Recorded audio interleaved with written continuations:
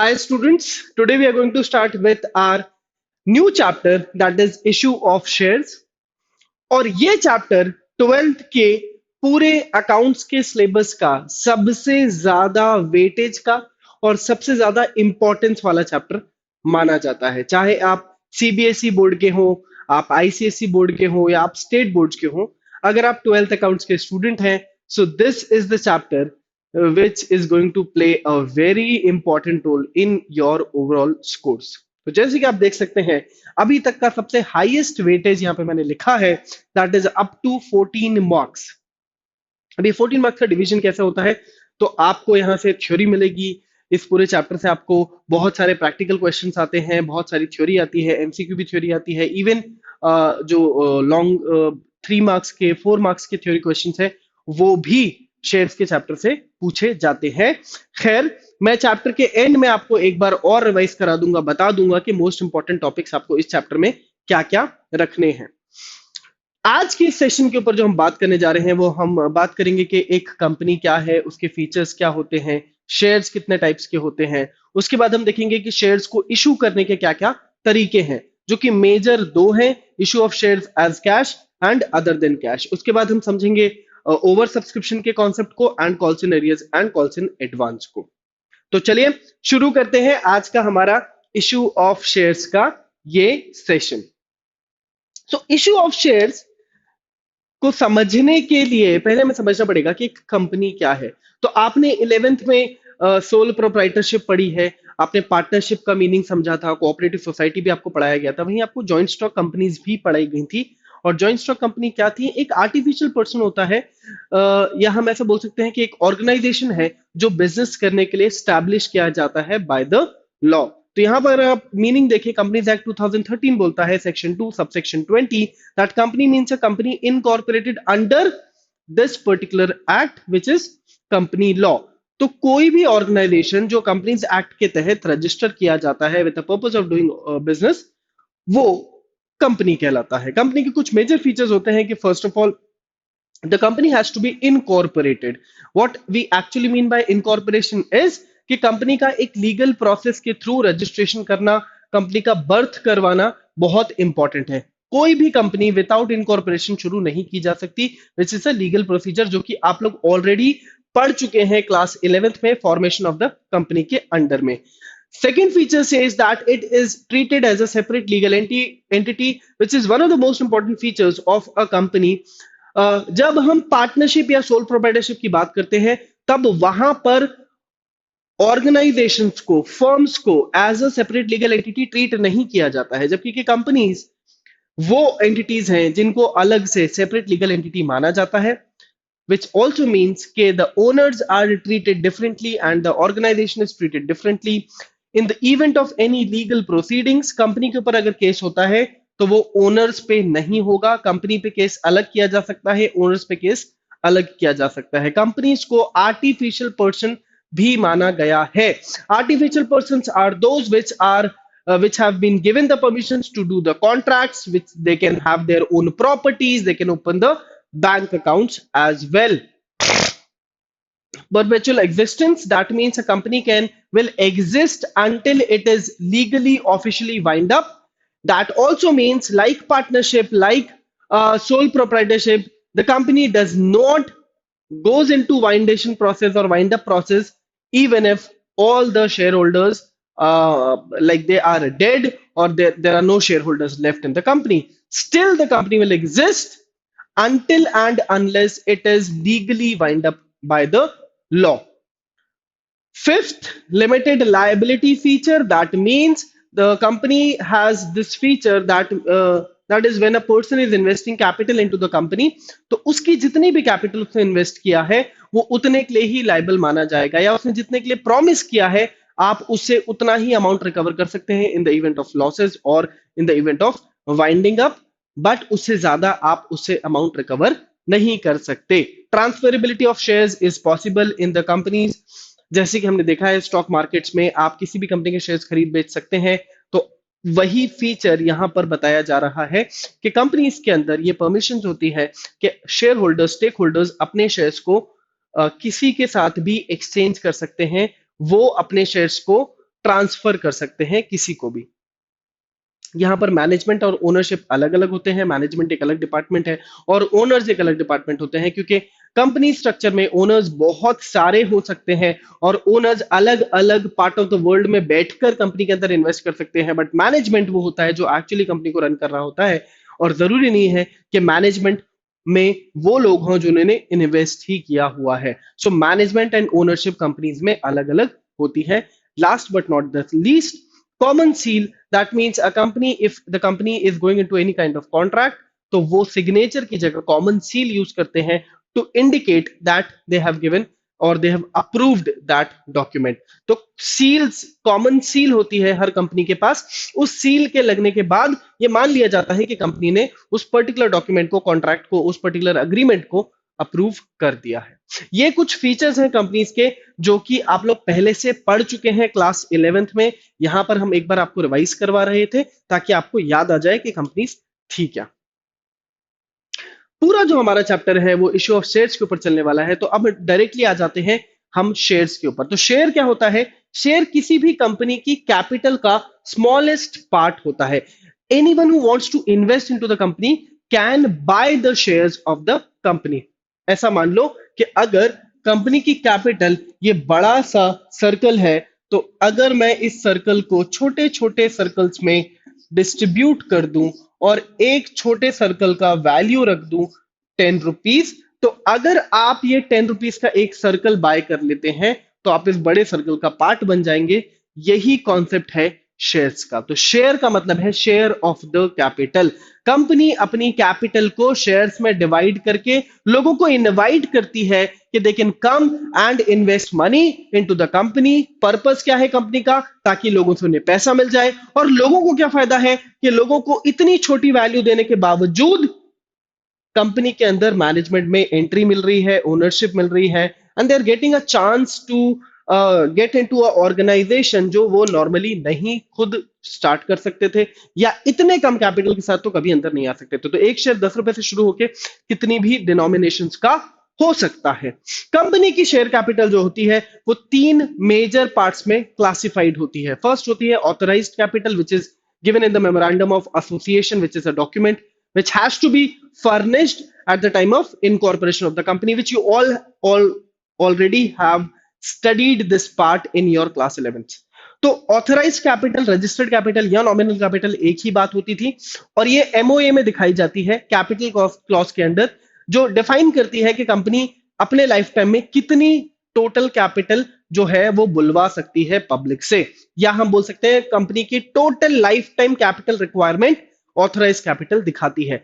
Out of this authorise capital जितनी capital हमने issue कर दी, मतलब जितने शेयर्स हमने इशू करके पैसे पब्लिक से ले लिए हैं, उसे इशूड कैपिटल बोला जाता है। इशूड कैपिटल दो तरीके से हो सकती है, इशूड फॉर कैश भी हो सकता है और इशूड अदर देन कैश भी हो सकता है, जो भी हम आगे पढ़ने वाले हैं।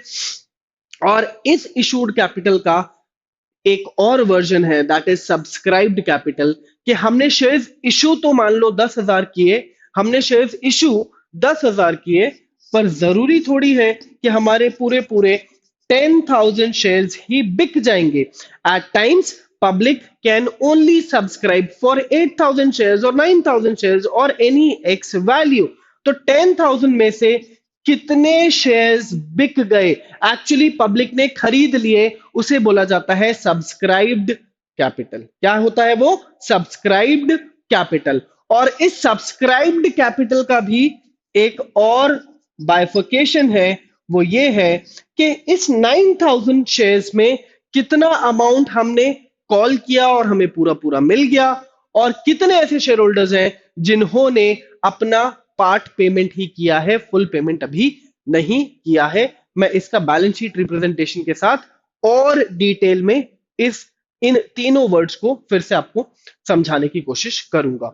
यहां तक आई होप आपने नोट करा होगा, यहां तक आपने ध्यान से सुना है और आपको समझ में आ रहा होगा। अब आगे चलते हैं। तो ये है हमारा balance sheet treatment of shares. अब याद रहे कि इशू ऑफ शेयर्स में आपसे बैलेंस शीट भी पूछी जा सकती है। इशू ऑफ शेयर्स के चैप्टर में आपसे जर्नल एंट्रीज भी पूछी जा सकती हैं। मेजॉरिटी ऑफ क्वेश्चंस में तो जर्नल्स ही पूछे जाते हैं, जो 3 मार्क्स के क्वेश्चन है उनमें कई बार बैलेंस शीट का ट्रीटमेंट भी पूछ लिया जाता है। तो बैलेंस शीट कैसे बनती है, आपसे पूरी बैलेंस शीट नहीं पूछी जाएगी, extract of the balance sheet पूछा जा रहा है। और याद रहे, आपको ये बैलेंस शीट एक्सट्रैक्ट लिखकर आना है, हेडिंग ही डालनी होगी balance sheet extract. That means ये फुल बैलेंस शीट नहीं है, ये बैलेंस शीट का एक हिस्सा है, एक पार्ट है। हमने चैप्टर 1 ऑफ पार्ट सी में देखा है बैलेंस शीट का फॉर्मेट ऑलरेडी। सो ये अच्छी बात है कि आपको ये ऑलरेडी पता है, बस मैं यहाँ पे वैल्यूज पुट करना आपको बताने वाला हूं। तो मेजर हेड क्या होता है शेयर कैपिटल का, कहां पे दिखाया जाता है शेयर कैपिटल, हम सबको पता है इक्विटीज एंड लाइबिलिटीज के अंदर पहला हेड होता था शेयर होल्डर फंड्स, जो आप देख सकते हैं यहां पे मैंने बनाया हुआ है, उसके अंडर आता है शेयर कैपिटल। तो आपसे जब भी बैलेंस शीट पूछी जाएगी, शेयर्स का प्रेजेंटेशन पूछा जाएगा, तो आपकी फाइनल बैलेंस शीट का एक्सट्रैक्ट इतना ही है, मतलब आपको सिर्फ ये 3 चीजें ही दिखानी है। हाँ, शेयर कैपिटल कैसे निकला वो नोट्स टू अकाउंट में जो नंबर 1 लिखा हुआ है उसके लिए we have to draw this the second half of the balance sheet which is notes to account. उसके थ्रू हम निकालते हैं कि शेयर कैपिटल की वैल्यू कैसे आई है। चलिए वो भी समझ लेते हैं, नोट्स टू अकाउंट्स में किस तरीके से शेयर कैपिटल को हम कैलकुलेट करते हैं, बता देता हूं वो भी। सो नोट्स टू अकाउंट्स में starting with the first part अगर आप देखें तो शेयर कैपिटल के अंदर हमने 2 मेजर हेड्स लिखे हुए हैं। पहला है ऑथराइज्ड कैपिटल और दूसरा है इशूड कैपिटल। अब ऑथराइज्ड कैपिटल जो एमओए में मेंशन होती है, तो ये क्वेश्चन के अंदर आपको दी जाती है डायरेक्टली इस तरीके से कि एक company has been registered with the capital of ₹20 lakh और 2 करोड़ जो भी है, तो वो ऑथोराइज कैपिटल आप डायरेक्टली यहां पर दिखा देते हैं नंबर ऑफ इक्विटी शेयर्स या प्रेफरेंस शेयर्स के अंदर डिवाइड करके। सब कुछ क्वेश्चन में दिया रहता है, आपको सिर्फ यहाँ पे पेस्ट करना है। For example 2 lakh equity shares at the rate of 10 each, आप यहाँ पे लिख देंगे तो रुपीस की कॉलम में आ जाएगा आपका 20 lakh and then you will double line that value. That means अब उस 20 लाख को हम हमारे बैलेंस शीट के मेन टोटल में यूज नहीं करने वाले हैं। तो ऑथराइज कैपिटल सिर्फ और सिर्फ नोट्स टू अकाउंट्स के अंदर दिखाई जाती है, पर उसकी वैल्यू को कहीं ऐड या लेस नहीं किया जाएगा। इसी तरीके से इशूड कैपिटल जो होता है वो कैपिटल है जो जितने शेयर्स हमने इशू किए हैं। तो for example out of those 2 lakh equity shares, company ने हमारे जो रजिस्टर्ड कैपिटल थी, रजिस्टर्ड कैपिटल कितनी थी, 2 लाख इक्विटी शेयर्स थी।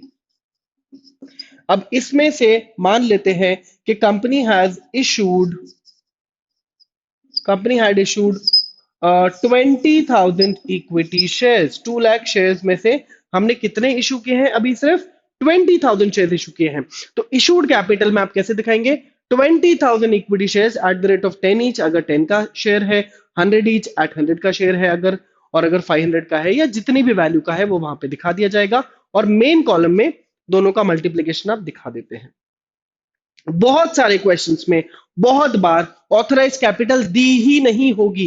दैट डजंट मीन्स कि आप डायरेक्टली नोट्स अकाउंट में इशूड कैपिटल से शुरू करेंगे, फिर आप ऑथराइज कैपिटल को दिखाएंगे पर वैल्यूज को ब्लैंक छोड़ देंगे, जैसे कि अभी यहां फॉर्मेट में आपको दिख रहा है। मतलब यह है कि आपको ऑथराइज इशूड ऐसे ही दिखाना है, चाहे क्वेश्चन में दिया हो या नहीं दिया हो, वरना आपके मार्क्स कट सकते हैं। पर ये पार्ट से भी हमारा अभी शेयर कैपिटल आया नहीं है। हमारा जो शेयर कैपिटल आता है वो इस हेडिंग से आता है, विच इज सब्सक्राइब्ड कैपिटल।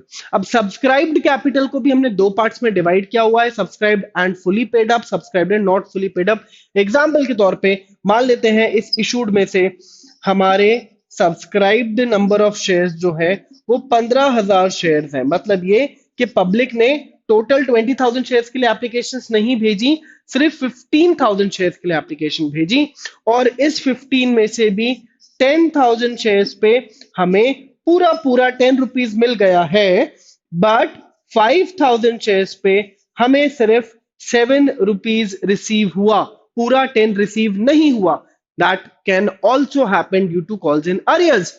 तो जो शेयर होल्डर्स हैं जिन्होंने पूरा पैसा दे दिया है, जिन्होंने पूरा 10 रुपए दे दिया है, उन्हें हम दिखाते हैं subscribed and fully paid up वाले पार्ट के।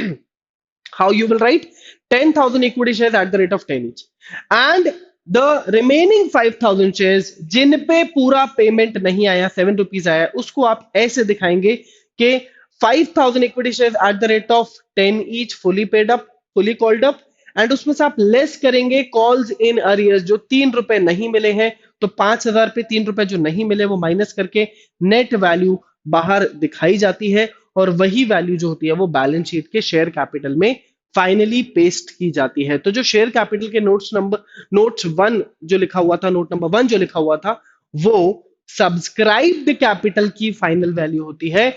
इशूड और ऑथराइज्ड कैपिटल की वैल्यूज को नहीं शो किया जाता है, वो सिर्फ नोट्स टू अकाउंट्स में दिखाए जाते हैं। इस तरीके से बैलेंस शीट ट्रीटमेंट किया जाता है। कुछ क्वेश्चंस, कुछ इलस्ट्रेशंस अगर आप करेंगे तो आपको ये बनने लगेगा। बहुत ही सिंपल है। जैसे कि मैंने बताया, ऑथराइज्ड और इशूड में बहुत दिमाग नहीं लगाना है, फॉर्मेट में भी बहुत दिमाग नहीं लगाना है। सिर्फ सब्सक्राइब्ड का फुली पेड अप और नॉट फुली पेड अप वाला पार्ट आपको समझना है। अगर आपने इसको समझ लिया, इनकी वर्किंग्स को समझ लिया, तो आपको बैलेंस शीट का क्वेश्चन बन जाएगा। आगे चलते हैं। अब जैसे कि स्टार्टिंग में मैंने बोला कि कोई भी पब्लिक लिमिटेड कंपनी पब्लिक से शेयर्स इनवाइट कर रही है, और हर पब्लिक लिमिटेड कंपनी ये चाहती है कि पब्लिक उसके शेयर्स बाय करे। पर्पस क्या है? पर्पस है कि हमें कैपिटल अरेंज करना है। हम चाहते हैं कि पब्लिक से हमें ज्यादा से ज्यादा मॉनेटरी टर्म्स में वैल्यू मिल जाए, कैपिटल मिल जाए। जिस भी कंपनी के पास जितनी ज्यादा इक्विटी शेयर कैपिटल होगी, वो फाइनेंशियली उतनी ज्यादा स्ट्रांग होगी, वो उतना ज्यादा अच्छे से बिजनेस कर पाएगी, ज्यादा इन्वेस्ट कर पाएगी फिक्स एसेट्स में, ज्यादा बड़े एक्सपेंशन प्रोजेक्ट्स ला पाएगी, रिसर्च कर पाएगी, एंड सो ऑन। तो कहने के लिए, हम समझने के लिए ऐसे बोल सकते हैं कि जिस कंपनी के पास इक्विटी शेयर कैपिटल ज्यादा होती है, बहुत ज्यादा बड़ी होती है, वो कंपनी कि उस कंपनी की जो लाइफ होती है या उस कंपनी की जो फाइनेंशियल स्ट्रेंथ होती है, वो ज्यादा स्ट्रांग हो जाती है। Like for us, oxygen is very mandatory to survive. In the same pattern, for the companies, the capital is the oxygen which they need to have. तो अगर इक्विटी शेयर कैपिटल उनके पास आ जाएगी, आती रहेगी, बड़े बड़े अमाउंट्स आने लगेंगे, वो उतनी ज्यादा लंबी सरवाइव करेगी। इसके पीछे और भी रीजंस होते हैं कि कैपिटल को कलेक्ट करने का पर्पस यही है कि अगर आप कोई फ्यूचर प्रोजेक्ट्स ला रहे हैं, आप एक्सपैंड करना चाहते हैं, ग्रोथ चाहते हैं, तो भी आप कैपिटल इन्वेस्ट करवाते हैं पब्लिक से। अब पब्लिक से पैसे दो तरीके से लिए जा सकते हैं। या तो आप शेयर्स को इशू करोगे इन लमसम, या फिर आप शेयर्स को इशू करोगे इन इंस्टॉलमेंट्स। अब ये क्या होता है, चलिए ध्यान से समझते हैं इसे भी। तो हम एक पब्लिक लिमिटेड कंपनी की बात कर रहे हैं। तो हमारी पब्लिक लिमिटेड कंपनी पब्लिक को शेयर्स इशू करेगी, और पब्लिक से उन शेयर्स के बदले क्या लाना चाहती है? मनी लाना चाहती है, कैपिटल के फॉर्म में मनी लाना चाहती है। अब इस पूरे सर्कल को कंप्लीट करने के लिए हमें अलग अलग पैटर्न में शेयर इशू करने हैं। वैसे शेयर इशू करने का बहुत ही हेक्टिक और टीडियस प्रोसेस होता है। सेबी से एप्लीकेशंस लगती हैं, प्रोस्पेक्टस इशू करना होता है। वो थ्योरेटिकल पूरा पूरा पार्ट आपकी बुक्स में लिखा हुआ है, एक बार चाहिए तो रीड कर लीजिएगा। पर उसके अराउंड आपको एमसीक्यू क्वेश्चन ही बहुत ज्यादा मिलेंगे। प्रैक्टिकली उसका बहुत ज्यादा यूज आपको नहीं आने वाला है, बट स्टिल एक बार देख लीजिएगा कि कैसे हम शेयर्स को लिस्ट करवाते हैं, कैसे आईपीओ आता है जिसे इनिशियल पब्लिक ऑफर बोला जाता है, और किस तरीके से एक पब्लिक लिमिटेड कंपनी जो है वो इंडिया में with all the legal proceedings and with the permission of SEBI shares issue कर सकती है। मेजरली शेयर्स दो तरीके के होते हैं, एक होता है इक्विटी शेयर और एक होता है प्रेफरेंस शेयर। इक्विटी शेयर्स वो होते हैं जिनको हम इक्वल ट्रीटमेंट देते हैं, इनके पास इक्वल राइट्स होते हैं, और ये कंपनी के रियल ओनर्स होते हैं। मतलब ये कि अगर किसी कंपनी के आपको ओनरशिप चाहिए, तो need to buy the 51% of the largest stake of equity shares. If we talk about Elon Musk, if we talk about Steve Jobs, if we talk about Ratan Tata, ये वो लोग हैं जिन्होंने अपने अपने वेंचर्स में सबसे ज्यादा इक्विटी स्टेक होल्ड किए हुए थे। तो ये उस कंपनी के ओनर या सबसे हाईएस्ट पोस्ट पे बैठते थे, या अभी भी बैठ रहे हैं। तो अगर किसी कंपनी में आपको ओनरशिप चाहिए है, तो आपको उस कंपनी के इक्विटी शेयर, सबसे ज्यादा बड़ा इक्विटी शेयर आपको खरीदना होता है। इक्विटी शेयर्स के अलावा दूसरा जो शेयर होता है वो होता है प्रेफरेंस शेयर्स, जिन्हें हम प्रेफरेंस अलॉटमेंट देते हैं। तो प्रेफरेंस शेयर्स का पर्पस ये होता है कि जब लोग आपकी कंपनी के इक्विटी शेयर्स नहीं खरीदना चाहते, तो हम उन्हें एक तरीके से लालच देते हैं कि ठीक है, आप हमारे इक्विटी शेयर्स मत खरीदिए, कोई बात नहीं, हम आपको प्रेफरेंस शेयर्स देते हैं जहां पर हमें आपको फिक्स रेट ऑफ डिविडेंड देंगे और आपकी कैपिटल वाइंडिंग अप टाइम पे जब कंपनी बंद हो रही होगी तो पहले वापस की जाएगी। इक्विटी शेयर और प्रेफरेंस शेयर्स के ऊपर भी आपने 11th क्लास में सब कुछ पढ़ा हुआ है और 11th के बिजनेस स्टडीज में जो सोर्सेज ऑफ बिजनेस फाइनेंस है वहां पर हमने जो ओनर्स फंड इक्विटी इक्विटी वाला जो पार्ट है उसमें इक्विटी शेयर्स और प्रेफरेंस शेयर्स को बहुत अच्छे से पढ़ा है, आपको याद होगा। नहीं याद है तो 12th की बुक्स में वापस सब कुछ दिया हुआ है, एक बार पढ़ लीजिए। बट जैसे कि मैंने बोला वो थ्योरी के लिए बहुत अच्छी बात है, बट प्रैक्टिकल में अभी हम उसका कुछ काम नहीं होने वाला है। तो हम अपने टॉपिक पे वापस आ जाते हैं। शेयर्स अगर कैश में इशू होते हैं तो वो दो तरीके से हो सकते हैं, एक होता है लमसम और एक होता है इंस्टॉलमेंट। लमसम का मतलब होता है कि अगर शेयर का जो फेस वैल्यू है, जितना भी फेस वैल्यू है, 10 रुपए है, 100 रुपए है, 500 रुपए, 1000 रुपए है, उस फेस वैल्यू को अगर कंपनी एक बार में अपने एप्लीकेंट से बुलवा ले, अपने इन्वेस्टर से पूरा पूरा पैसा एक बार में बुलवा ले, फॉर एग्जाम्पल के तौर पे 10 रुपए को अगर आपने एक बार में कॉल कर लिया है तो वो कहलाएगा issue of share in lump sum. Whereas अगर आप इंस्टॉलमेंट में कॉल करते हैं, अगर आपका 10 रुपए का शेयर है और आप उसे पब्लिक को अलग अलग इंस्टॉलमेंट में with a proper time gap उस अमाउंट को कुछ इस तरीके से बुलवा रहे हैं कि आपने पहले 1 रुपए बुलवाया, फिर 2 रुपए बुलवाए, फिर 3 रुपए बुलवाए, फिर 4 रुपए बुलवाए, दैट मीन्स इनटू इंस्टॉलमेंट्स, तो वो सेकेंड वर्जन कहलाएगा। तो ये कंपनी के मैनेजमेंट के ऊपर डिपेंड करता है, वो लमसम में भी शेयर इशू कर सकते हैं या फिर इंस्टॉलमेंट्स में भी इशू कर सकते हैं। जनरली कंपनीज चाहती हैं कि लमसम में हो जाए, बट अगर शेयर प्राइस बहुत बड़ा होता है, 1000 रुपए का शेयर है, 5000 रुपए का शेयर है, देन कंपनीज का जो मैनेजमेंट होता है वो इंस्टॉलमेंट ऑप्शन के साथ जाना चाहेगा। बट 12th में जो हमें ये इशू ऑफ शेयर्स का चैप्टर है, इसमें हमें इंस्टॉलमेंट वाले केसेस के ऊपर ज्यादा क्वेश्चंस आने वाले हैं, इसलिए आपको इंस्टॉलमेंट पे ज्यादा फोकस भी करना है। पर हम लमसम और इंस्टॉलमेंट दोनों को देखते हैं, समझते हैं कैसे किया जाता है। तो चलिए पहले मैं आपको बता रहा हूं इशू ऑफ शेयर्स लमसम का जर्नल एंट्री क्या होता है, कैसे बुक्स में उसको ट्रीट किया जाता है। तो जब लमसम में शेयर्स इशू होते हैं तब हम एक पर्टिकुलर वैल्यू को एक बार में जैसे कि हम कॉल कर लेते हैं, तो आप देख सकते हैं कि दो जर्नल एंट्रीज होती हैं जो कि कंपनीज की बुक्स में मैंडेटरी की जाती हैं। पहली एंट्री होती है अमाउंट को रिसीव करने की, that is bank account debit to application and allotment. अभी एप्लीकेशन क्या है और अलॉटमेंट क्या है इसको समझिए कि जब कंपनी शेयर इशू करती है तब उसे पब्लिक को अप्लाई करवाना होता है, they need to invite people to buy the shares of the company. That means we are not selling shares to the public directly. The process is the public will apply for buying the shares of the company. That means पहले application public करती है, हम सिर्फ offer करते हैं, public actually apply करती है। और अगर हमारे पास सफिशिएंट नंबर ऑफ एप्लीकेशंस आ जाती है अकॉर्डिंग टू सेबी गाइडलाइंस, तब हम उन्हें शेयर्स अलॉट करते हैं। So it's actually a process. The first process is application of shares और दूसरा प्रोसेस होता है अलॉटमेंट ऑफ शेयर्स। पर चूंकि लमसम में एप्लीकेशन एंड अलॉटमेंट साथ साथ चलता है, एक बार में कर दिया जाता है, इसीलिए पहली एंट्री हो रही है bank account debit to application and allotment. Rule ये है कि जिस भी पर्सन को कंपनी के शेयर्स खरीदने हैं, अगर वो उसके लिए अप्लाई कर रहा है तो पहले the applicant has to pay the money, the applicant has to send the money to the headquarter of the company। पहले नेट बैंकिंग नहीं होती थी तो by cheques and by posting those cheques to the headquarter of the company shares खरीदे और बेचे जाते थे। पर अब क्योंकि नेट बैंकिंग है, ऑनलाइन सब कुछ आ गया है, तो आप डायरेक्टली कंपनी के अकाउंट में पैसे ट्रांसफर करके अपने शेयर्स के लिए आप अप्लाई कर सकते हैं। तो पहली स्टेज जो है वो, पहली एंट्री जो है वो इंडिकेट कर रही है कि कंपनी के पास एप्लीकेशन पैसा पूरा पूरा आ चुका है। और दूसरी जो एंट्री है जिसका नाम है application and allotment to share capital, ये एंट्री डिनोट करती है, इंडिकेट करती है कि जो भी एप्लीकेशन एंड अलॉटमेंट में हमारे पास मनी आया उसे हमने हमारे शेयर कैपिटल अकाउंट में ट्रांसफर कर दिया है। अब इसको और अच्छे से समझने के लिए I have taken a question also.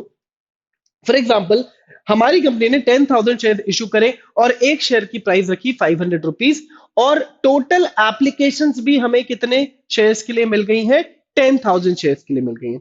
तो क्या हर बार ऐसा होगा कि जितने हम शेयर्स इशू करते हैं उतने ही शेयर्स के लिए एप्लीकेशन आ जाती है? नहीं, ऐसा हर बार नहीं होता है। There are 3 possible scenarios. या तो पूरे पूरे 10,000 शेयर्स के लिए एप्लीकेशन आ सकती है जिसे बोला जाता है फुल सब्सक्रिप्शन, या फिर कम के लिए आ सकती है जिसे बोला जाता है अंडर सब्सक्रिप्शन, और या फिर उससे ज्यादा के लिए भी आ सकती है कि 10,000 शेयर्स है बट एप्लीकेशन ज्यादा शेयर्स के लिए आ गया तो उसे बोला जाता है ओवर सब्सक्रिप्शन।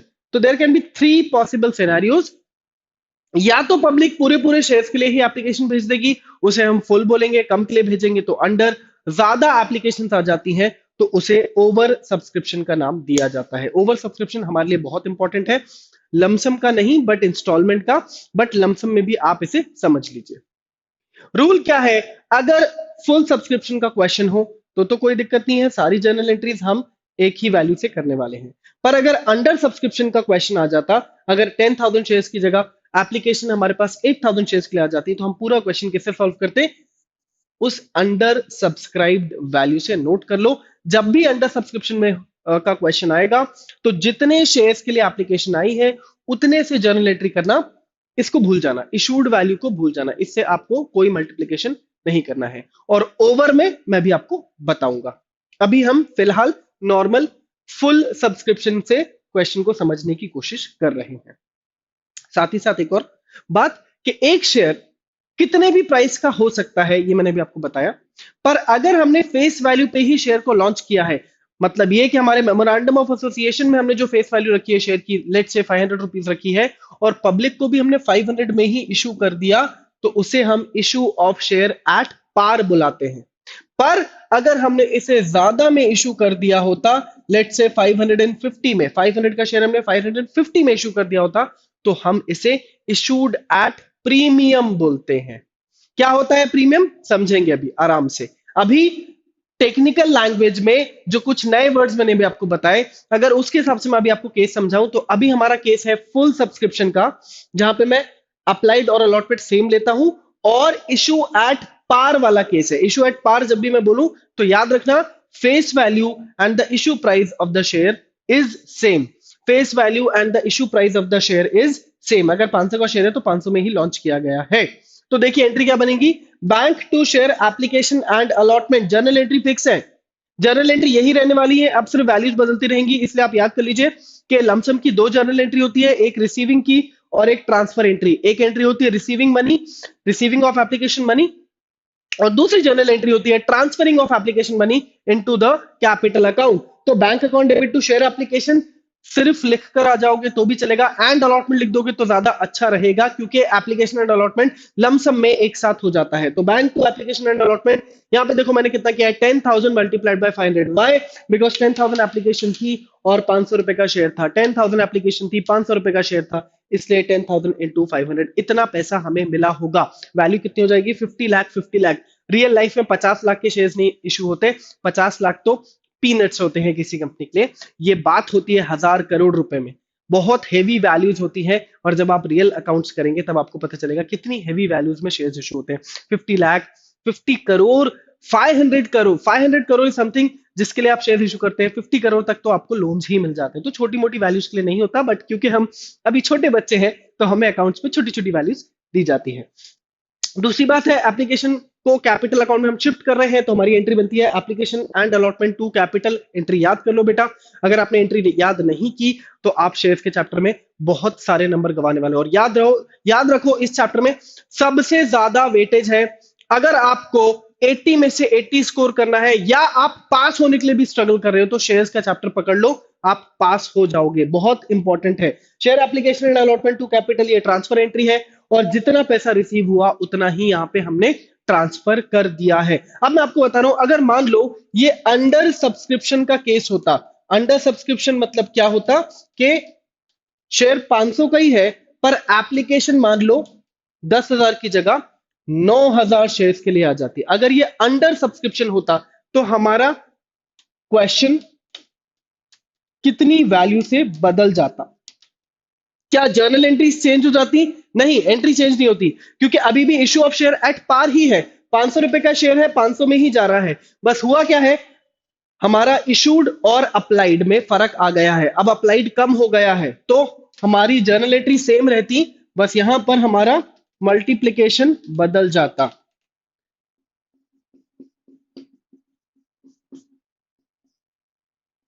दोनों जर्नल एंट्री, दोनों एंट्री, पहली और दूसरी एंट्री 9000 इंटू 500 हो रही है। बदलाव क्या आ गया है कि जो अप्लाइड है आप उसी से मल्टीप्लिकेशन कर रहे हैं। अब आप इसको इग्नोर कर देंगे, भूल जाएंगे।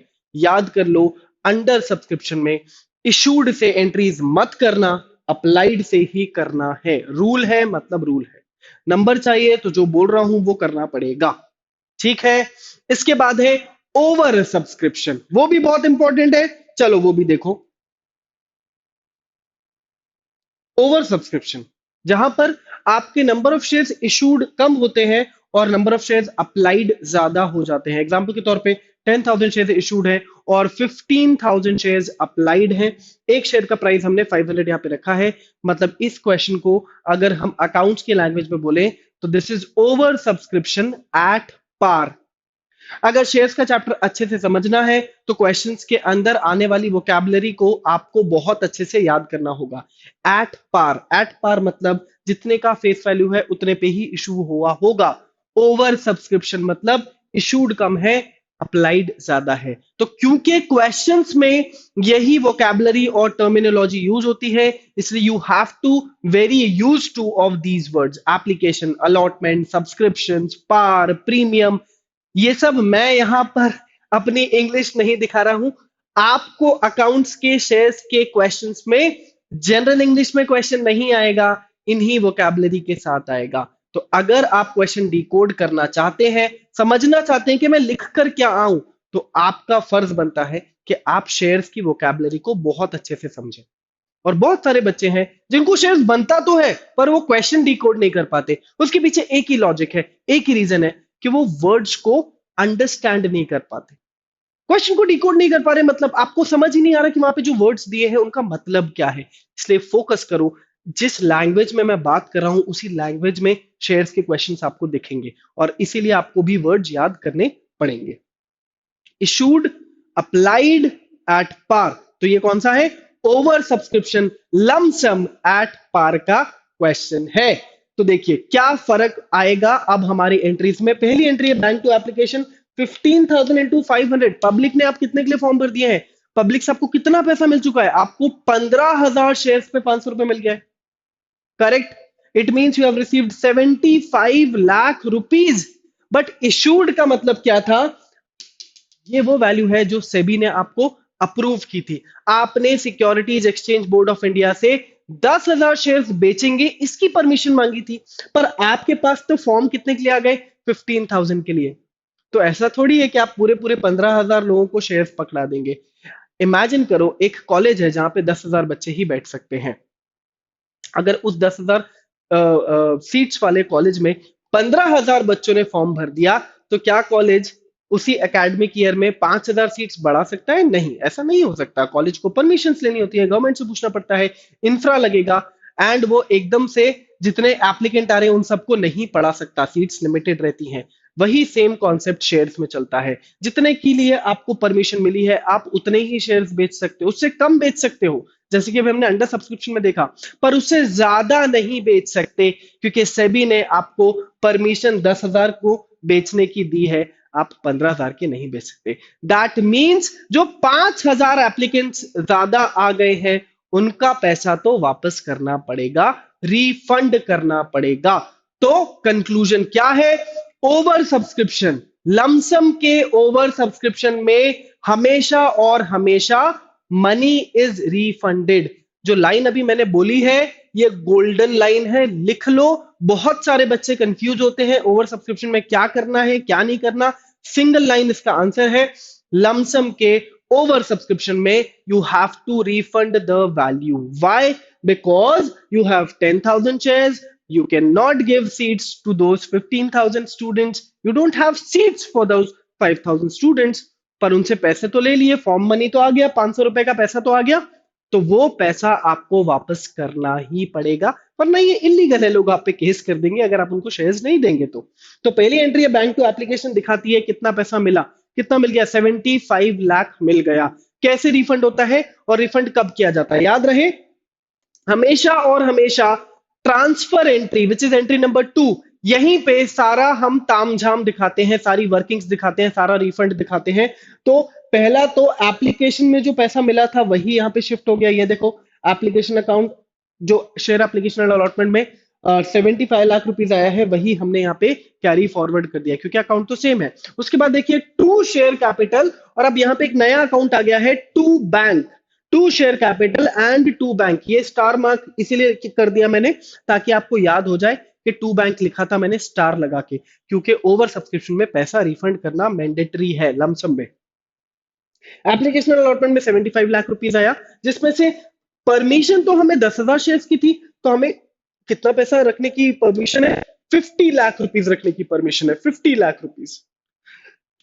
तो टू बैंक से वो जो 5,000 एप्लीकेंट से 500 रुपए एक्स्ट्रा आ गए, 5,000 रुपए 500 रुपए, सिंपल सी मैथ्स है, दैट मींस 25 लाख रुपीज, या ऐसे समझ लो 50 लाख आप रख सकते थे, 75 लाख रुपीज आ गए, तो you have to refund the extra 25 lakh rupees in the second entry by crediting to bank. इसका क्या लॉजिक है भाई, जब पैसे आते हैं तो बैंक डेबिट होता है, तो पैसे वापस करोगे तो बैंक क्रेडिट करना पड़ेगा। ये है lump sum complete.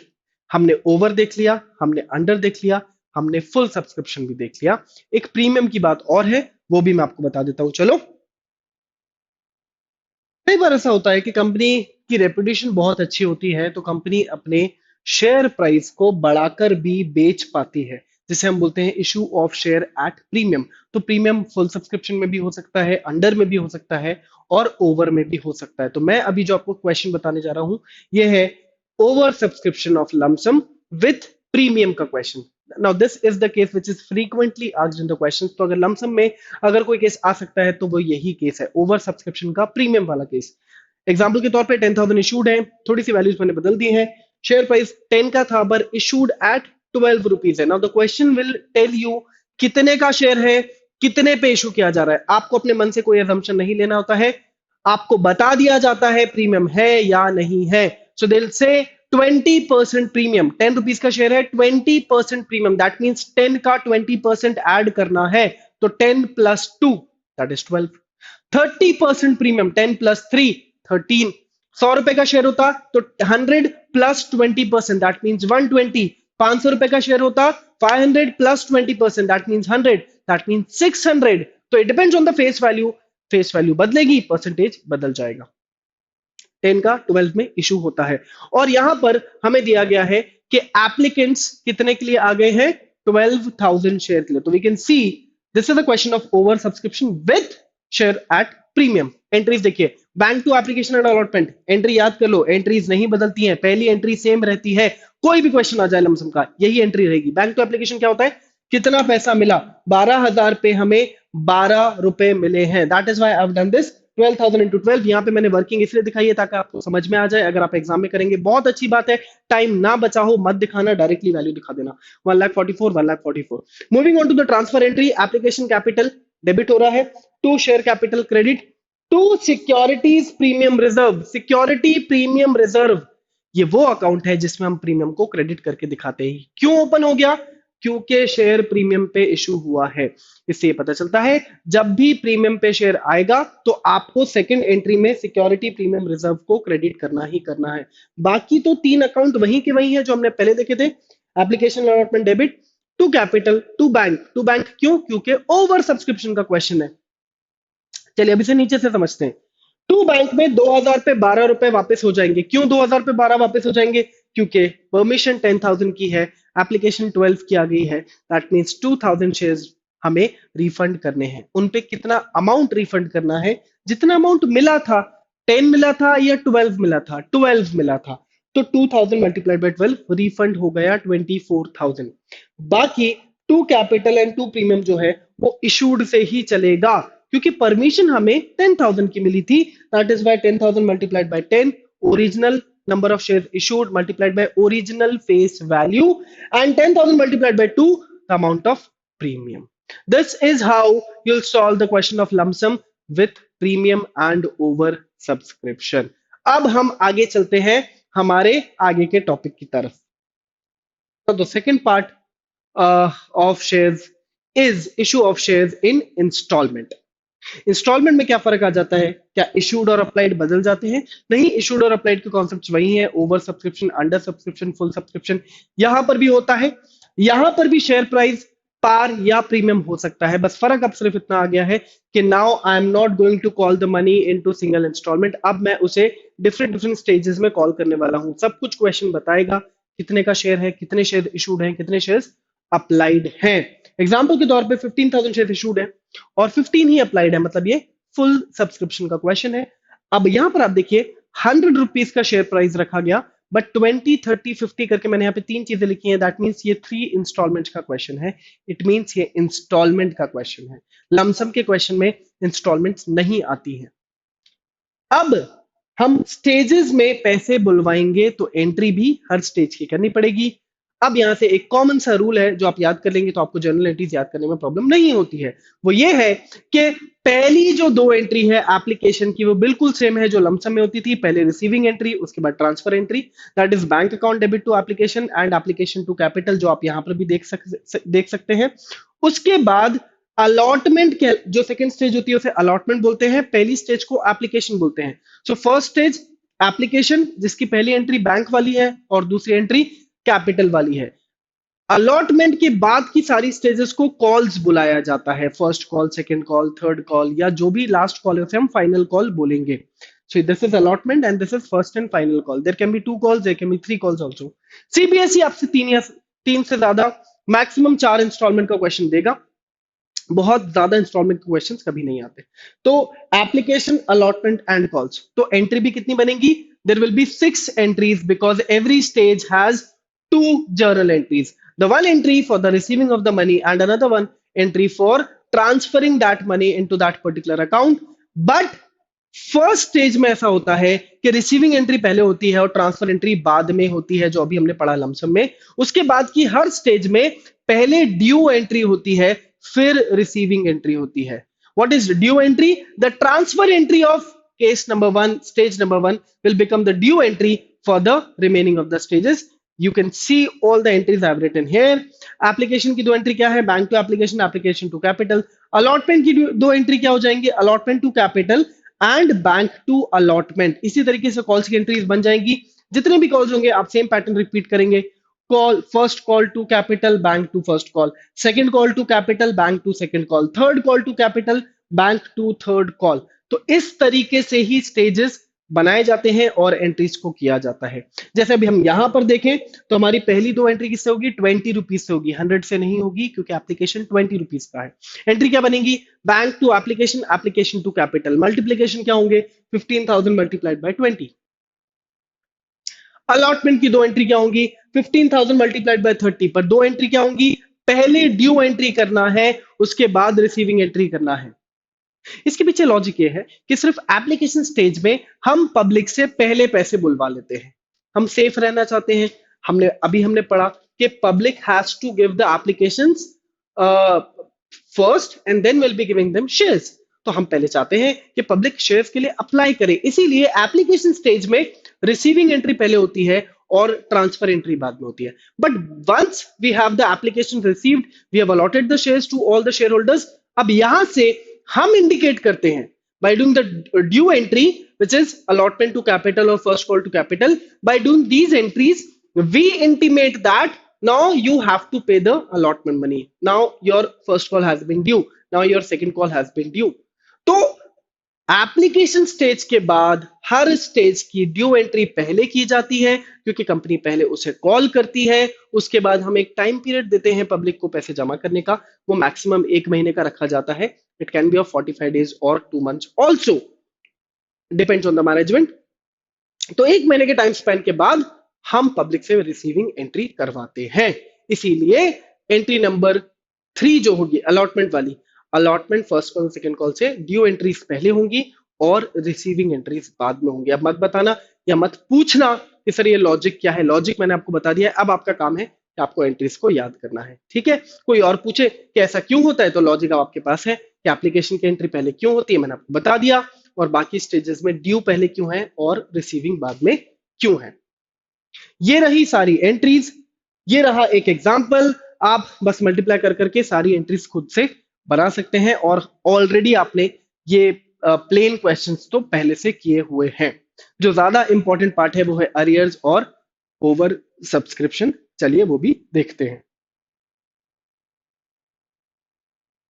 One small part is also there in a case of issue of shares, that is when the shares are issued other than cash। तो कई बार ऐसा होता है कि कंपनीज किसी एसेट को एक्वायर कर रही हैं, या कभी कभी कभी वो पूरा का पूरा बिजनेस एक्वायर कर रही हैं, तो instead of paying money they can issue shares to the vendor और टू दैट कंपनी जिससे भी वो एसेट्स खरीद रहे हैं। तो उस केस में शेयर्स कैसे इशू होते हैं और एंट्रीज क्या होती हैं, वो ये रही आपके सामने। सिर्फ 2 एंट्री का गेम है और कुछ नहीं है, बहुत ही सिंपल टॉपिक है, 3 से 4 नंबर में पूछा जा सकता है, और सेम टॉपिक आपको डिबेंचर्स में भी रिपीट होगा। तो पहली एंट्री बनती है एसेट्स को खरीदने की, which will be sundry assets account debit to vendor. ये एंट्री कब करोगे, अगर आप मल्टीपल एसेट्स खरीद रहे हो, लायबिलिटीज नहीं है, पूरा का पूरा बिजनेस नहीं, सिर्फ एसेट्स खरीदे जा रहे हैं, तो एंट्री क्या बनती है, sundry assets to vendor. Vendor मतलब जिससे खरीदा जाता है, अगर उस कंपनी का नाम दिया है तो नाम लिख देना, नाम नहीं दिया है तो वेंडर लिखोगे। अगर सिंगल एसेट खरीदा, लेट से मशीन खरीदा, लैंड खरीदा, बिल्डिंग खरीदा, तो you write the name of the asset and directly to vendor. But अगर आपने मल्टीपल एसेट्स खरीदे हैं तो आप टोटल करके सन्ड्री एसेट्स अकाउंट डेबिट कर सकते हैं। बट अगर आपने पूरा का पूरा बिजनेस टेक ओवर कर लिया तो आपको ये एंट्री करनी है, वो है सन्ड्री एसेट्स अकाउंट डेबिट। जितने भी एसेट्स आए वो सारी लाइन से डेबिट हो जाएंगे। टू लायबिलिटीज, क्योंकि बिजनेस आएगा तो लायबिलिटीज भी आएंगी। टू वेंडर्स अकाउंट, कितने में खरीदा, purchase consideration will be given in the question. और अगर आपका डेबिट साइड, ये जो सन्ड्री एसेट्स है, यहाँ का वैल्यू जो है वो क्रेडिट साइड से बड़ा है, तो बैलेंसिंग फिगर कैपिटल रिजर्व में डालना होगा। That is why I put a star mark over here. But अगर आपका लायबिलिटी साइड, ये वाला साइड बड़ा है, टू साइड बड़ा है, तो डेबिट साइड पे जो भी डिफरेंस अमाउंट होता है उसे गुडविल अकाउंट से दिखाते हैं। तो जब भी बिजनेस टेक ओवर करते हैं तो ये एंट्री की जाती है, assets to liabilities to vendor, and difference debit या क्रेडिट के हिसाब से शो करा जाता है। उसके बाद वेंडर अकाउंट, जितने के लिए हमने, जितने अमाउंट को देने का हमने से प्रॉमिस किया है, कई बार हम उसमें से कुछ पार्ट पेमेंट भी कर सकते हैं, तो वेंडर टू कैश या बैंक या बिल्स पेबल करके एक और एंट्री की जाती है।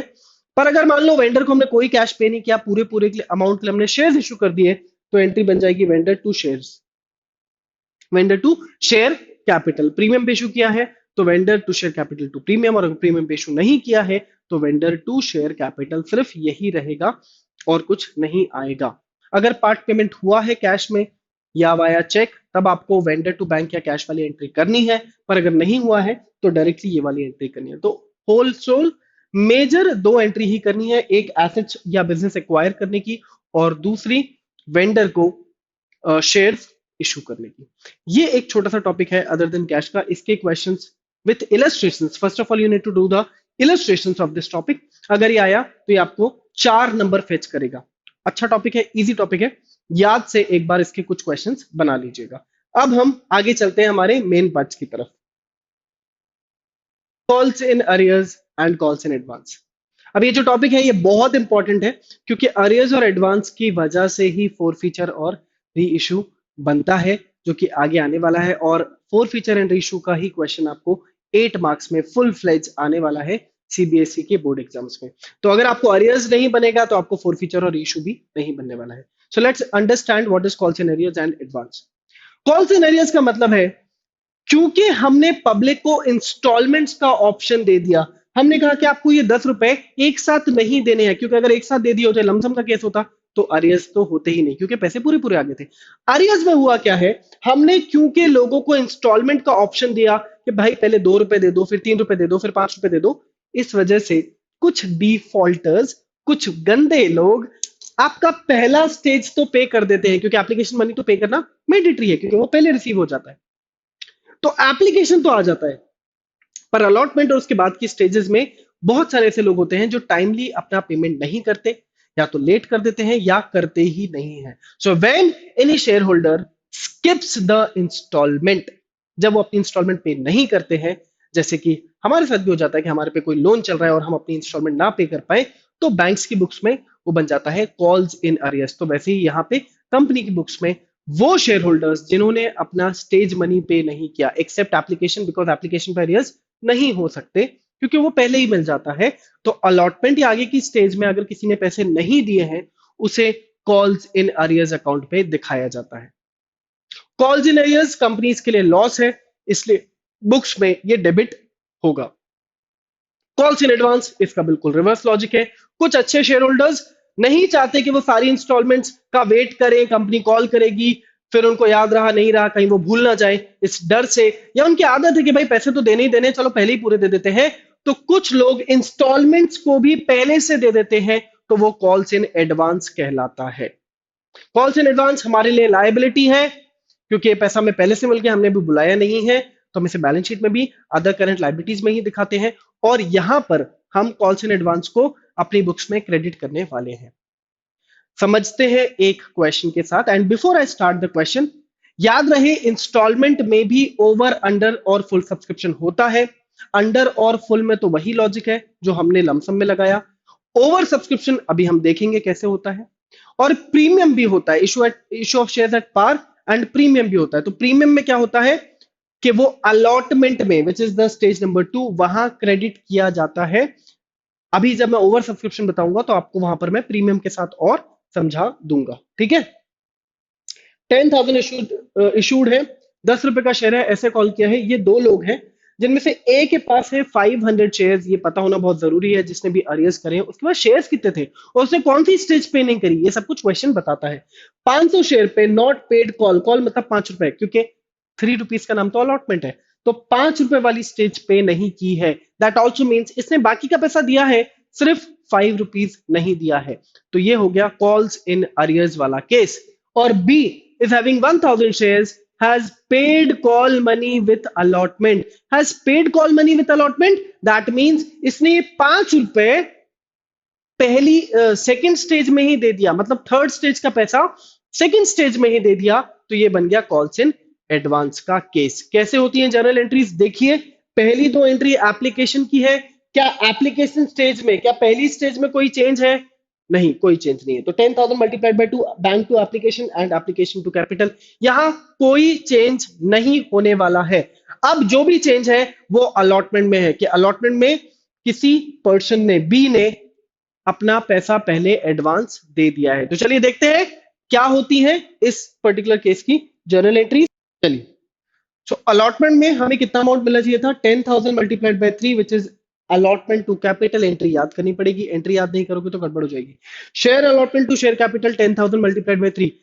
जब भी याद रखना, ड्यू एंट्री वो एंट्री होती है जिसमें हमें दिखाना होता है कि कितना पैसा हमें मिलना चाहिए था। अभी हम इसमें ये नहीं दिखाते हैं कितना मिल गया, कितना नहीं मिला, कितना एडवांस हो गया, ये सारी चीजें हम हमारी रिसीविंग एंट्री में ही दिखाते हैं। तो never touch the due entries of any stage, किसी भी स्टेज की, सिर्फ एप्लीकेशन को छोड़कर किसी भी स्टेज की ड्यू एंट्रीज में कभी भी कोई चेंज मत करना, वो हमेशा रेगुलर एंट्री ही होगी। सो 10,000 मल्टीप्लाइड बाय 3 ये हमें मिलना चाहिए था, पर हुआ ये है कि अलॉटमेंट में बी ने 1000 शेयर पे 5 रुपए, 1000 शेयर पे 5 रुपए फाइनल कॉल का अपना अमाउंट पहले से दे दिया है, इसलिए एंट्री बन रही है bank to allotment to calls in advance, क्योंकि इस स्टेज पे हमें एक एक्सेस अमाउंट मिला है which is a kind of liability for us, that is why we are crediting it.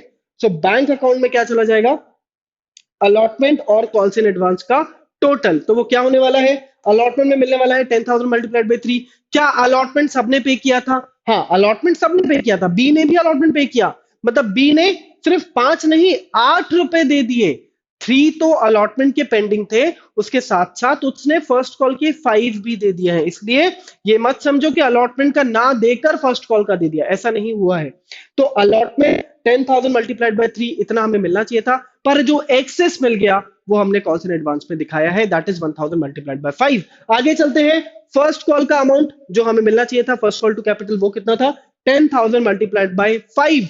तो फर्स्ट कॉल की ड्यू एंट्री में 10,000 मल्टीप्लाइड बाय 5 जाएगा। बट हुआ क्या है, फर्स्ट कॉल में ही सारा एक्शन हुआ है।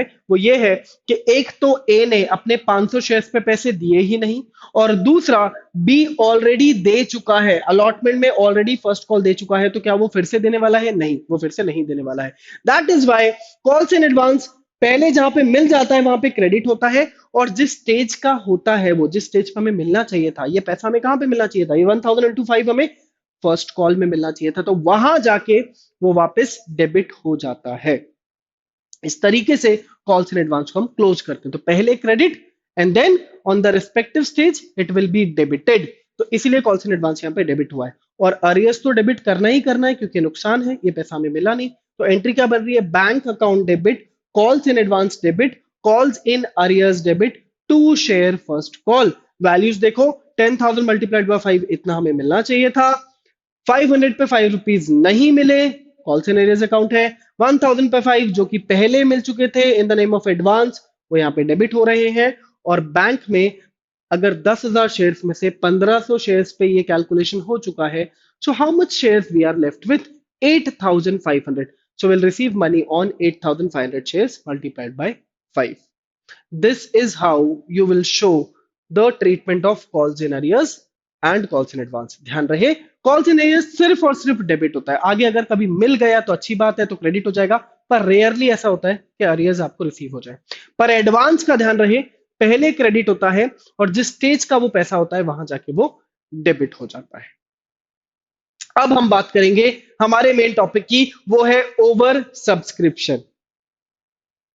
Over subscription, over subscription is a situation जहां पर आपके पास नंबर ऑफ शेयर्स अप्लाइड ज्यादा है और आपके नंबर ऑफ शेयर्स इशूड कम है। ये सेम चीज हमने लमसम में भी देखी थी, पर लमसम में इसका एक कॉमन ट्रीटमेंट था कि जो भी पैसा ज्यादा आया वो वापस हो जाएगा। पर जब हम इंस्टॉलमेंट्स में बात करते हैं तो यहाँ पर इसके दो ट्रीटमेंट हो सकते हैं। पहला, या तो आप पूरा पैसा वापस कर दो, दूसरा या तो आप उस पैसे को एडजस्ट कर दो, जिसे हम बोलते हैं प्रोराटा अलॉटमेंट।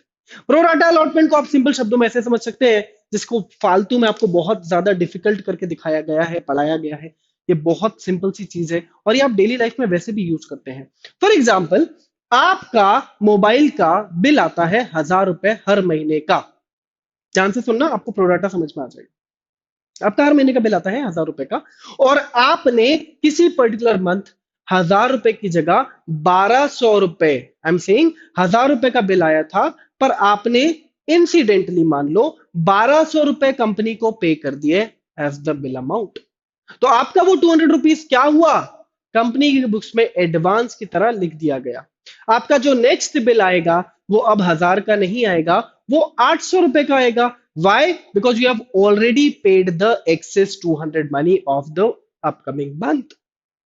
मतलब उन्होंने क्या किया, उन्होंने प्रोराटा अलॉटमेंट कर दिया, उन्होंने आपके एक्सेस मनी को एडजस्ट कर दिया इन द फ्यूचर इंस्टॉलमेंट। वैसा ही कुछ हम यहां पर करते हैं उन शेयर होल्डर्स के साथ जो हमें ज्यादा अमाउंट दे देते हैं। चलिए समझते हैं इसमें होता क्या है। तो मैंने यहां पर रिफंड जो केस नंबर 1 है और प्रोराटा अलॉटमेंट जो केस नंबर 2 है, उनका मिक्सचर वाला एक क्वेश्चन लिया। क्वेश्चन से समझोगे ज्यादा अच्छे से समझ में आएगा, साथ ही साथ प्रीमियम भी है। देखिए जल्दी, 10,000 शेयर इशूड है, 10 का शेयर 12 में आया था, इस तरीके से कॉल किया गया था। याद रहे, ये मेरा पैटर्न है लिखने का, एग्जाम में ऐसा नहीं आएगा, पैराग्राफ बेस्ड क्वेश्चन आएगा, आप हर चीज को अंडरलाइन करोगे और वहां से चीजों को पिक करोगे। बेटर है आप एक डायग्राम ड्रॉ कर लो पहले से। शेयर्स का अगर आपने डायग्राम ड्रॉ कर लिया इस तरीके से, पहले आपने उसकी मेन मेन चीजें निकाल कर लिख ली, तो आपको क्वेश्चन इजी पड़ेगा। इसीलिए कोशिश करो, और आपका जो और पैटर्न हो वैसा भी कर सकते हो। सो मैं ऐसा लिखता हूं ताकि मुझे क्वेश्चन ज्यादा इजीली पूरा का पूरा क्वेश्चन मेरे सामने मेरे आंसर की के ऊपर मुझे दिखने लगता है, तो मुझे बार बार क्वेश्चन रीड नहीं करना पड़ता। That saves a lot of time. 2433 इस तरीके से स्टेजेस में हमने अमाउंट को कॉल किया। और जब प्रीमियम का क्वेश्चन होता है तो ध्यान रहे, प्रीमियम हमेशा और हमेशा अलॉटमेंट में होता है unless it is given in any other stage. अगर कुछ नहीं बोला गया है तो हम उसे अलॉटमेंट में ही लेकर चलते हैं। इसीलिए मैंने यहां पर 4 का ब्रेकअप क्या दिखाया है, 2+2। इस ब्रेकअप का पर्पस है ये जानने के लिए कि कैपिटल का मनी कितना है और प्रीमियम का कितना है। कैसे ब्रेक किया, 10 12 2 रुपए का प्रीमियम है, 4 रुपए की स्टेज है तो 2 रुपए का प्रीमियम ही होगा, इसीलिए 2+2 किया गया है। 1 रुपए का प्रीमियम होता तो 3+1 हो जाता। आगे चलिए, अप्लाइड हमारे पास 15,000 शेयर आ जाते हैं, दैट मींस ओवर सब्सक्रिप्शन हो चुका है। कंपनी का मैनेजमेंट ये डिसाइड करता है कि हम 2000 शेयर्स को रिजेक्ट कर देंगे। मतलब जिन्होंने 2000 शेयर्स के लिए एप्लीकेशन भेजा है हम उनको रिजेक्ट कर देंगे और रिमेनिंग को प्रोराटा कर देंगे। अब ये वाले जो क्वेश्चंस होते हैं इसमें बहुत सारी बुक्स में आपको बहुत बड़े बड़े टेबल बनवाए गए हैं, बहुत ज्यादा कैलकुलेशंस करवाते हैं, इतना डिफिकल्ट नहीं है, बहुत ही सिंपल सा कैलकुलेशन है। अगर आप ध्यान से सुनेंगे तो आपको विदाउट टेबल खुद ही बनने लगेगा, आपके फिंगर टिप्स पे आ जाएगा। देखो 15,000 शेयर अप्लाइड है, ऐसा मान लो दो लोग हैं जिन्होंने ये फॉर्म भरे थे, सिर्फ दो लोग हैं, क्योंकि एक आदमी कितने भी शेयर खरीद सकता है। तो एक है मिस्टर ए और एक है मिस्टर बी। मिस्टर ए ने 2,000 शेयर्स मांगे, हमने मिस्टर ए को मना कर दिया, हमने बोला सर इस साल हम आपको कोई शेयर्स नहीं देंगे, तो आपने जो भी हमें पैसा दिया वो आप वापस रख लीजिए। सो मिस्टर ए हैज पेड 2,000 पे टू।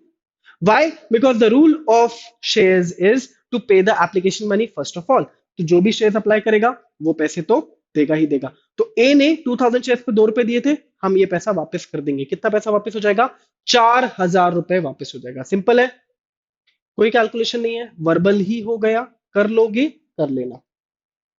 रिमेनिंग को प्रोराटा। नाउ मिस्टर बी, अगर 15,000 में से मिस्टर ए ने 2,000 शेयर्स के लिए अप्लाई किया था, तो बाकी कितने शेयर्स बचे होंगे? 13,000।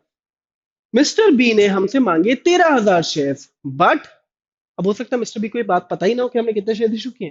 ठीक है, तो मिस्टर बी ने हमसे मांगे 13,000 शेयर्स, बट हमने उन्हें बोला sir we don't have 13,000 shares to offer you, we only have 10,000 shares to offer you. तो हम आपको 13,000 की जगह सिर्फ 10,000 शेयर्स दे देते हैं। सो मिस्टर बी का एक लॉजिकल क्वेश्चन बनेगा कि what about the 3,000 shares money which I have already paid to you. भाई मिस्टर बी ने तो आपको 13,000 शेयर्स के लिए 2 रुपए दे दिए, क्लियर? तो वो आपसे अपना एक्सेस मनी मांगेगा, बिल्कुल मांगेगा, कि जो मैंने 3,000 शेयर्स पे 2 रुपए आपको एक्सेस दे दिए, वो पैसे का क्या, उसका क्या होगा? तो हम बोलेंगे कि sir don't worry, we will adjust your money. कैसे? समझाता हूं। अगर बी को हम 10,000 शेयर्स अलॉट कर रहे हैं, तो अभी उसे इस 10,000 पे आगे 3 इंस्टॉलमेंट्स और देनी है, क्योंकि ये इंस्टॉलमेंट का क्वेश्चन है और अभी तो उसने सिर्फ पहली इंस्टॉलमेंट का पैसा भेजा है। That means mister B is liable to pay us 4 of allotment, 3 of first call, 3 of final call. तो ये तो बेवकूफी की बात है कि उससे हमें थोड़ा सा एक्सेस पैसा मिला, वो हम उसे वापस कर दें और फिर से 1 महीने बाद हम उससे सेकेंड इंस्टॉलमेंट बुलवा लें। हम मिस्टर बी को ये ऑफर करते हैं, you have 2 option sir. Either you take back your excess of 3,000 shares, जो आपने 3,000 शेयर्स पे 2 रुपए हमें दिया था, विच इज 6,000 रुपीज, या तो ये आप हमसे वापस ले लीजिए, या फिर आप जो सेकेंड स्टेज पे 40,000 रुपए देने वाले हो, 40,000 कैसे आया? 10,000 शेयर अलॉटेड है मिस्टर बी को, 10,000 शेयर्स पे अलॉटमेंट का कितना अमाउंट है? 4 रुपीज। 10,000 पे 4, that means 40,000 rupees is going to pay you on allotment. Then again 30 on first call and 30 on final call. This is how he is going to pay you the money. तो हम उसको बोलते हैं sir don't pay us 40 in the second installment. The company is saying आप next installment 40 की मत देना, जो आपके 6,000 हमारे पास रखे हैं हम उसको एडजस्ट कर देंगे, आप हमें सिर्फ और सिर्फ 34,000 देना। इसी को प्रोराटा बोलते हैं। इतना ही सिंपल है, और ऐसे ही क्वेश्चन आते हैं, मैक्सिमम 2 या 3 कैटेगरी का क्वेश्चन आएगा, और चलो 4 का भी आ गया तो भी आपको टेबल नहीं बनाना, आपको इंडिविजुअली यही कैलकुलेशन कर लेना है। बहुत सिंपल है, डोंट गो फॉर टेबल। अगर आपको टेबल अच्छा लगता है, आप बना पाते हो, आपने सीखा हुआ है और आपका वहां पे टाइम बच जाता है, और अगर 3 से 4 कैटेगरी का क्वेश्चन आएगा तो बना लो। पर मेरा तो ये मानना है कि अगर आप वर्बली सॉल्व कर लेते हो, क्योंकि सिंपल सिंपल सी कैलकुलेशन है और आपको सिर्फ एक्सेस मनी यहाँ पे लिखते जाना है और एडजस्ट करते जाना है, तो आप विदाउट टेबल ज्यादा टाइम बचा पाओगे। चलिए तो अब इसको देखते हैं, एंट्री में फ्रेम कैसे करेंगे। पहला है बैंक टू एप्लीकेशन, जितना पैसा मिला 15,000 पे 2 मिला था, दैट इज 30,000 30,000। उसके बाद एप्लीकेशन स्टेज पे ही रिफंड और एडजस्टमेंट करना पड़ता है। Second entry number 1 which is receiving entry of application, entry number 2 which is transfer entry of application, इसी एंट्री में रिफंड और एडजस्टमेंट करना मैंडेटरी है। कैसे करते हैं? एप्लीकेशन का 30 यहाँ पे लिखा हुआ है, 2 कैपिटल कितना मिलना चाहिए था, 10 पे 2, ये हमने ऑलरेडी देख लिया है 20। इसके बाद ये 2 बैंक, ये वाली कैटेगरी जिसका पैसा वापस हुआ, मिस्टर ए का 4,000 वापस हुआ था, अभी बताया था, ये देखो 2 बैंक 4,000 ये वापस हो गया, और यहां पर 2 अलॉटमेंट लिखा है। क्यों? क्योंकि मिस्टर बी को हमने क्या बोला था, आपका 6,000 हम कहां ले जाएंगे? सेकंड इंस्टॉलमेंट में, सेकंड स्टेज में। सेकंड स्टेज का नाम क्या होता है? अलॉटमेंट, इसलिए यहाँ पे लिखा है 2 शेयर अलॉटमेंट। 6,000 मिस्टर बी का चला गया, सिंपल है। अब यहां से पूरा क्वेश्चन नॉर्मल हो जाता है।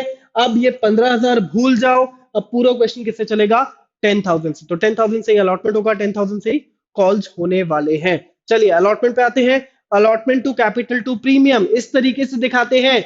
इंस्टॉलमेंट में प्रीमियम कैसे दिखाते हैं? जो ड्यू एंट्री होती है वहां क्रेडिट हो जाता है। यही चीज तो हमने लमसम में भी की थी। वहां क्या हुआ था? एप्लीकेशन की स्टेज में प्रीमियम क्रेडिट हो गया था, यहाँ पे अलॉटमेंट में हो गया। पर लमसम की जगह इंस्टॉलमेंट में भी, एप्लीकेशन पे भी प्रीमियम हो सकता है। जिस भी स्टेज पे प्रीमियम हो उसकी ट्रांसफर या ड्यू एंट्री में प्रीमियम क्रेडिट कर देना। बिल्कुल वही लॉजिक है जो लमसम में था। So 10,000 multiplied by 4 because the stage is of 4 to capital, because capital में 2 रुपए जाएगा, 2 + 2 मैंने पहले से करा हुआ है, to premium 10,000 multiplied by 2। This shows how much amount is due on allotment, 40,000। Now, out of this 40,000, because we have already received this 6,000, which I just explained due to Mr. B, तो हमारी bank to allotment वाली entry 40 से कैसे हो सकती है? 40 में से 6 तो हमें एडवांस पहले ही मिल गया है, इसीलिए 34 ये देखो, ये मैंने यहाँ पे 40 - 6 ऑलरेडी किया हुआ है। इसके बाद क्वेश्चन पूरा नॉर्मल हो जाएगा। 10,000 मल्टीप्लाइड बाय 3, फर्स्ट कॉल की दोनों एंट्री हो जाएंगी 30,000 से, and 10,000 multiplied by 3 second and final call की भी दोनों एंट्री 3 रुपीज से हो जाएंगी। इसे बोलते हैं ओवर सब्सक्रिप्शन का प्रोराटा एंड रिफंड। अगर पूरा पैसा रिफंड हो जाता तो हम पूरा 10,000 टू बैंक में डाल देते। अगर पूरा एडजस्ट हो जाता तो हम टू अलॉटमेंट में पूरा 10,000 एडजस्ट कर देते। It depends on the question. पूरा रिफंड का क्वेश्चन आ सकता है, पूरा एडजस्टमेंट का क्वेश्चन भी आ सकता है, और मिक्सचर भी आ सकता है कि कुछ रिफंड हो रहा है और कुछ एडजस्ट हो रहा है। रिकमेंडेड है मिक्सचर वाले क्वेश्चन ज्यादा आएंगे तो वही ज्यादा प्रैक्टिस करें, क्योंकि रिफंड और प्रोराटा अलॉटमेंट मिलकर क्वेश्चन थोड़ा लेंदी होता है, और सीबीएसई भी टेस्ट करता है आपको शेयर्स में काफी, तो वो आपको ऐसे ही क्वेश्चन देंगे जहां पर रिफंड और एडजस्टमेंट दोनों हो। इतना ही है ओवर सब्सक्रिप्शन। अब इसमें अरियर्स आ जाए, फोर फीचर हो जाए, फिर रीशो हो जाए, ये सारी चीजें, ये सारी बातें हम देखेंगे अब हमारे बाकी के सेशन में, सेशन नंबर 2 में। आज जो मैंने जितना भी पढ़ाया है इस पूरे सेशन में, आई होप आपने ध्यान से सुना होगा। सेशन लंबा था, आपने नोट्स बनाए होंगे, ऑलमोस्ट 1 घंटे से हम पढ़ रहे हैं। और क्योंकि ये बहुत क्रूशियल सेशन है, जितनी बार देखना हो उतनी बार देखो, पर प्लीज नोट्स बनाकर पढ़ो, और जितना यहां तक पढ़ा है पहले उनके इलस्ट्रेशंस और उनके क्वेश्चंस बनाना, तभी आपको आगे का सेशन समझ आएगा। ठीक है, चलिए तो मिलते हैं नेक्स्ट सेशन में। Till then bye bye, take care.